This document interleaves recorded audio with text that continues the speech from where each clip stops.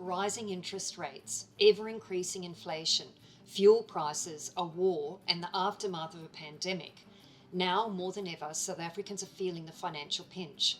The dream of owning a home is steadily slipping away, completely out of reach of most South Africans. Or is it? Today we'll discuss affordable housing options and home ownership solutions with Alistair Press of Virtual Realty. What he has to say may mean the difference between you owning a home or forever renting. Today we're speaking with Alistair Press from Virtual Realty. Alistair, thank you so much for joining us today. Absolute pleasure, absolute pleasure.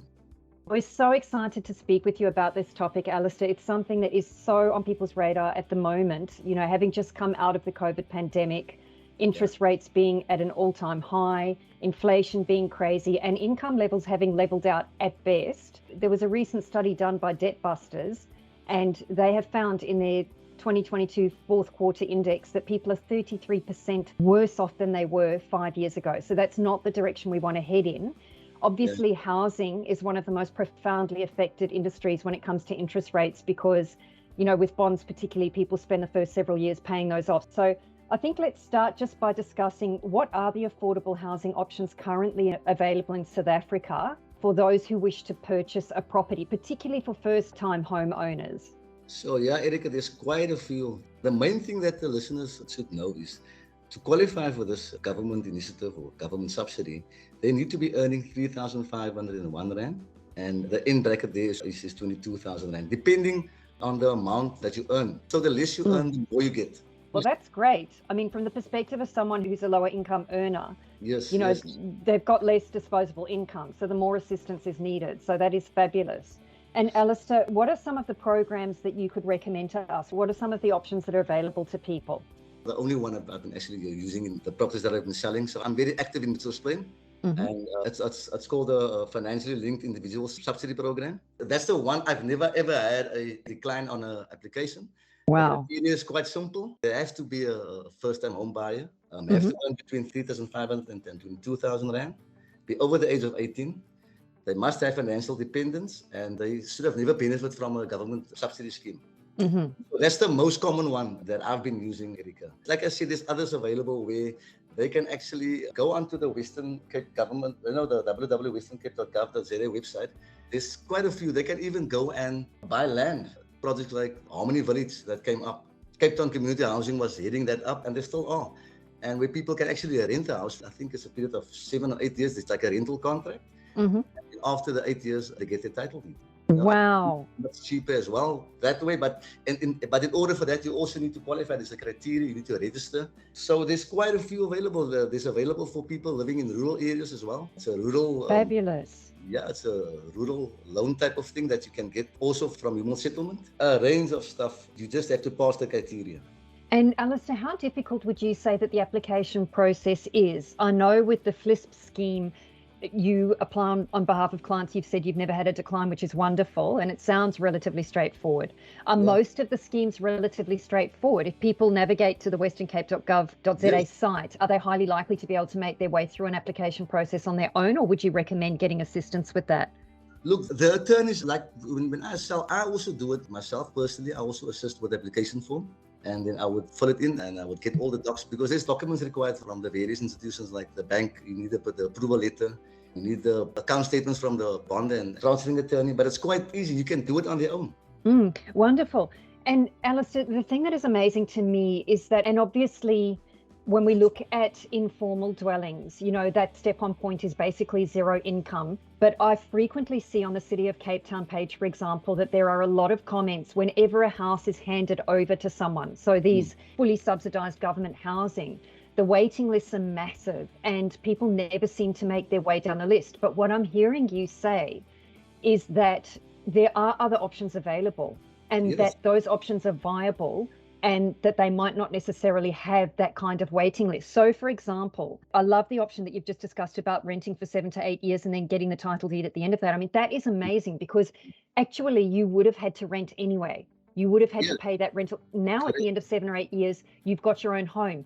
Is there a massive waiting list attached to that? And is there a minimum income step-on point for that? Would you know roughly what the rental fee is, for example? Sure, you're asking me a question now. I would say it's not anything more than 2,500 Rand. But Mhm. again, with everything that the government is doing, in order for you to get in, the Western Cape Department also now launched an app where you can actually go and Oh, register wow. your details. That's amazing. There's an app that you can actually register your details. You can update it as you go along, and then you might qualify.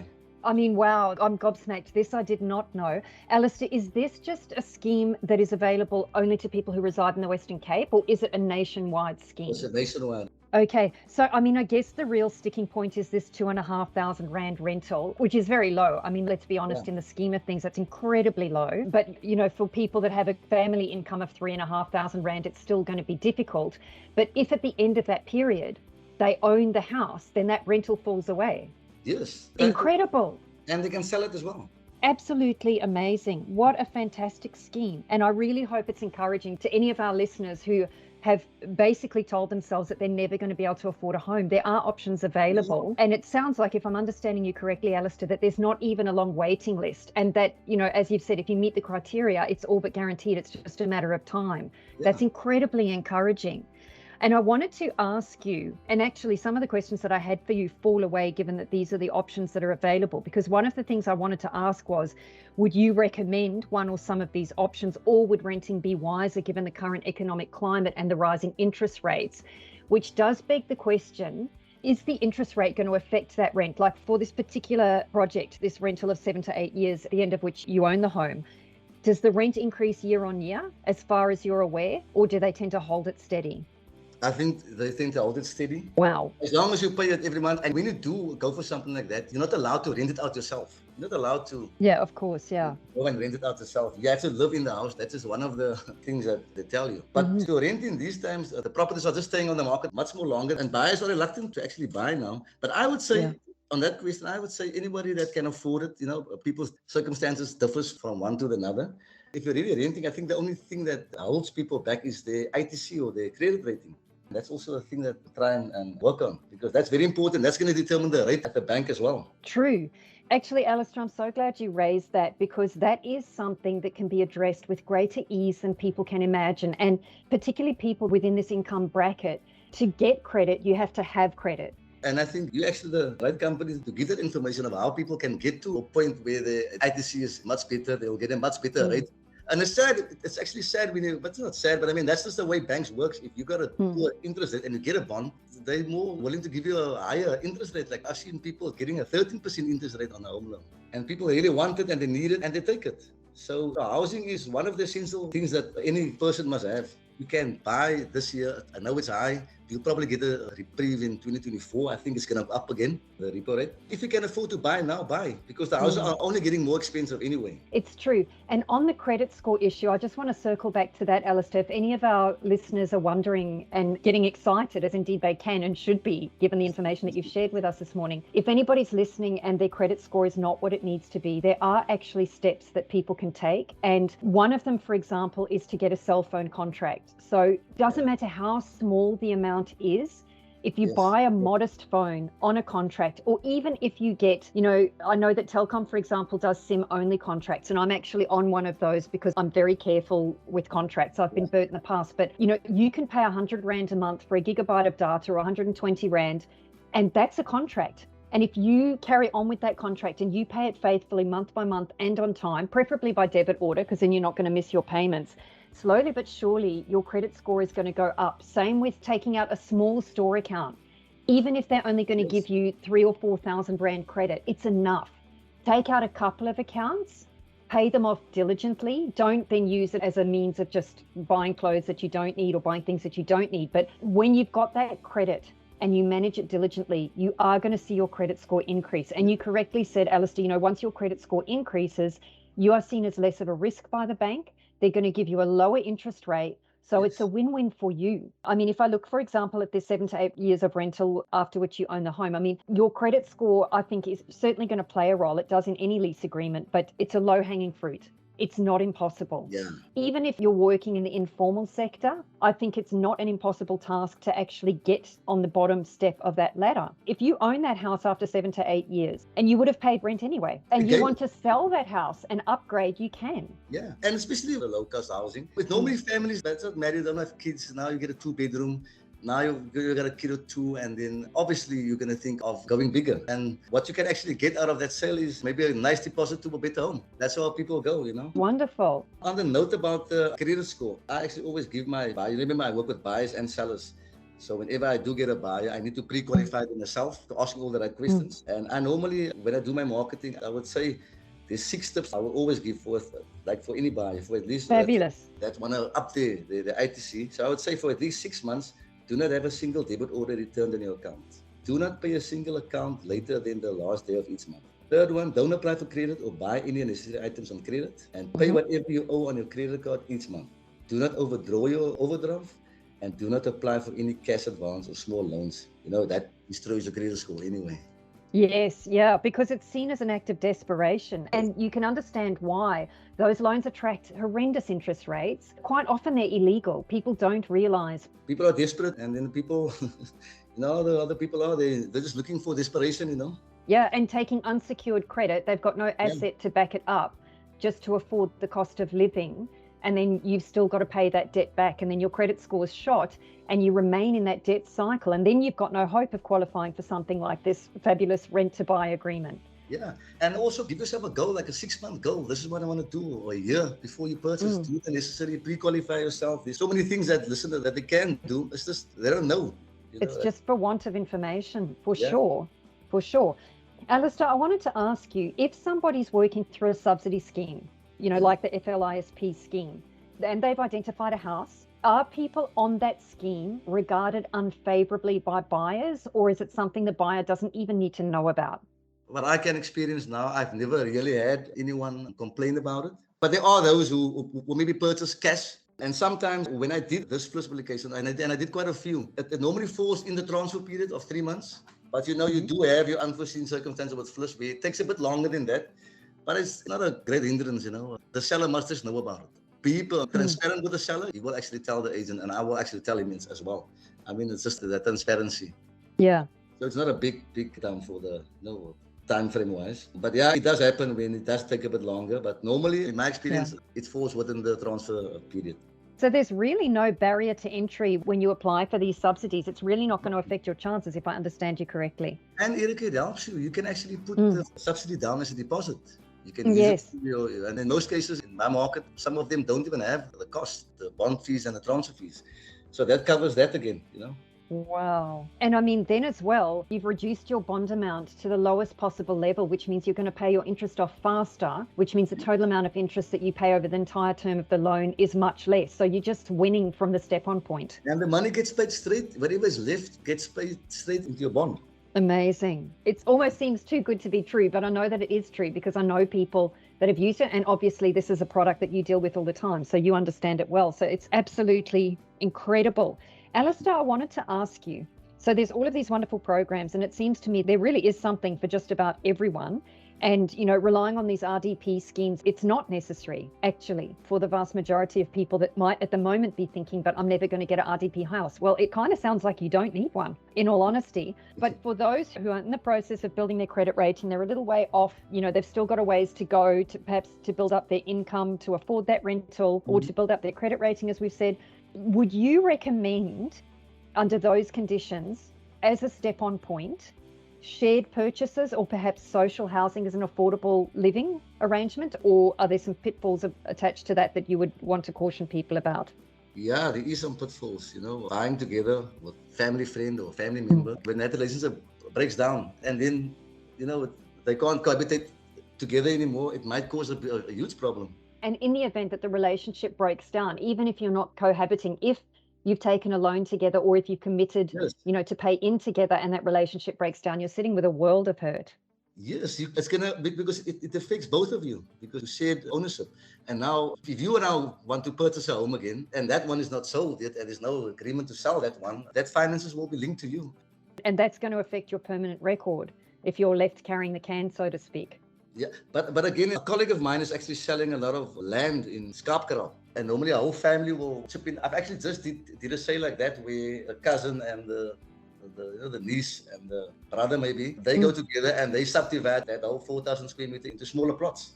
Roughly what are people looking at for a piece of land of that size in Skarpkraal? And is Skarpkraal a safe place to live? I actually don't know where that is. Yeah, that's very, very safe. It's actually near, you know where Ottery is? Yes, yeah. Quite near to Ottery. It's that rural, Philippi, the rural part where a lot of farmers are. Quite safe, quite safe. It's very, very nice actually to purchase there and build your own home. And yeah, it is anything ranges from 950,000 rand for 4,000 plot. And if you want to go lower than that, the 2,000, it's going to probably be about 450,000. Wow. But it depends which one you want. If you want to go big with a family, you can actually purchase the whole plot and then subdivide it. So if you purchase the land, the 2,000 square meter land for 450,000 rand, that's going to be your first land. You can actually approach human settlement to assist with the subsidy, providing that you now meet the criteria. And Alistair, in terms of that FLISP subsidy, what are people looking at plus minus, supposing it varies per applicant? For example, there's 2,000 meter square plot at 450K. Roughly how much could FLISP assist with that? Again, Erika, you need to know that if they working and they're earning between 3,500 and 22,000 rand, it depends where in the bracket they fall. To qualify for the plot, at least by the bank, you need to be earning 15,000 rand a month gross. Okay? And that will put you 58,000 rand. That's what. Wow. So you take the 58,000 off. So you're looking at less than 400,000 rand for a 2,000 square meter plot. But the banks don't normally fully bond a plot. So they will probably bond 60% of it. But if you take that FLISP amount and everybody else puts in what they can, especially for a large family group, it is achievable. And it doesn't matter. The only thing that matters here, you have to be a first-time buyer. And you have 12 months to actually apply for this subsidy after you got your approval from a bank. That's wonderful. That subsidy amount that you've just given us of 58,000, it applies to people who are right at the top end of the bracket. So people that are at the lower end of the bracket are going to qualify potentially for even more. Yes. So folks, if you're listening and you've bought a property or you've bought a house, that is available to you. Within the last 12 months. Within the last 12 months, very important. Yeah. So if this is you today, it's your lucky day. Get onto the Western Cape website, government website, westerncape.gov.za, and go check out all of those subsidies. And also for all our folks who are listening, Alistair works for Virtual Realty. So he's your guy. He can assist you with finding, and I'm hearing this, Alistair, that you really are switched on in terms of where the best value plots and homes are to be found. And also that you're able to assist people with the application. I think that's absolutely amazing. Yes. And I'd love to direct our listeners as well to justmoney.co.za. We are going to produce a written piece about this so that a lot of the information that we've discussed today is going to be captured in that written piece. So I hope you've taken notes, but if you haven't, we'll do that for you. And there's a wealth of information available on the site. There's also all sorts of calculators that are going to help you work out, with your budget, what you need to do. But yeah, I think there's a huge number of practical steps that people can take, and if you're feeling overwhelmed, but you've heard this information and you are earning an income of, I want to say 2.5 to 3.5 upwards, up to 22,000 Rand, reach out to Alistair. Alistair, have you got a web address that you can give us? They can just go on Virtual Realty on Google, and then they'll find me also there on our Asian profile. Yeah. Great. It's Alistair Press, folks, if you want to do that. So reach out to Alistair. If you're within that income bracket and you're looking for a property, reach out to Alistair. He's your man. Otherwise, if you've already got your property, go onto the Western Cape government site and have a look. And then what would the national equivalent be, Alistair, if people are not in Cape Town, if they want to find? But I suppose anyone can go onto the Western Cape government site and they'll find the links there. So whether you're in Gauteng or wherever you are, it's fine. You'll find the links. Yes, definitely. Absolutely. So that's the process moving ahead. That's really exciting. Alistair, is there anything that you'd like to add before we wrap up today? I think we pretty much covered a lot here. Lots of information overload for our listeners. Look, like I told you, I'm very busy in Mitchells Plain. I'm actually all over Western Cape. I'm selling properties, and I'm always available to take any questions. I'm always available to answer any questions that the listeners might ask. Maybe you must just pop my contact details, and then if they need any assistance, I'll be happy to help. That's what it's all about. We will absolutely do that. Alistair. Thank you so much for your time today. We so appreciate it. I have a feeling that there's some listeners whose lives are literally going to be changed as a result of your time. I hope so today. I'm sure of it. Alistair, all the very best. And we'd love to have you as a guest again at some point. Anytime, anytime. Thank you for having me, Erika. Keep well. Surprising, encouraging, and outright inspiring are the thoughts that come to mind in the aftermath of what we've heard today. Home or property ownership is not a distant goal for upper income earners, but is within the reach of every South African who's prepared to take the time to research and consider the options. Visit westerncape.gov.za or your regional government site. Search scheme terms such as FLISP. Visit the Just Money website or contact Alistair Press at Virtual Realty. Download the government app and who knows, perhaps you will be in a rent to buy or your own home by Christmas.